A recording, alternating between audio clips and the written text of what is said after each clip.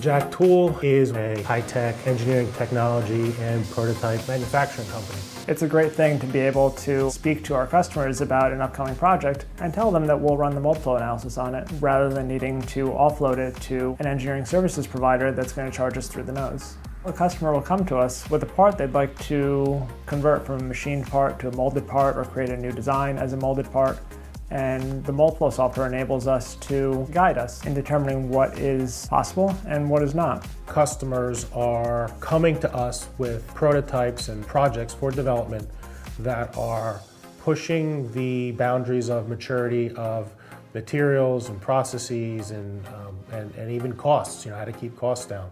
So we have here our pyrotechnic test fixture. The fixture launches a substance down this tube to help validate ballistic hardware in a laboratory environment. It was important that besides that the packaging be lightweight, it needed to also have the volume maximized for certain amounts of the substance that we're launching. Wall thicknesses on these components are very thin, and there's some big cross-sectional changes.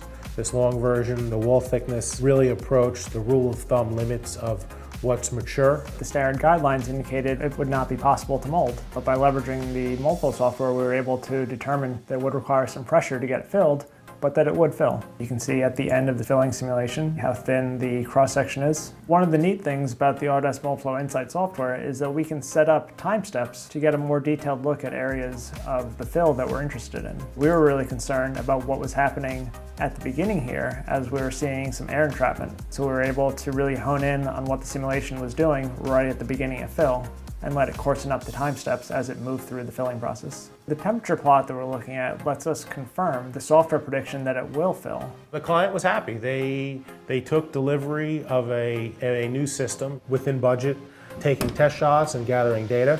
Ultimately, we've got good parts without much hassle of having to groom the mold.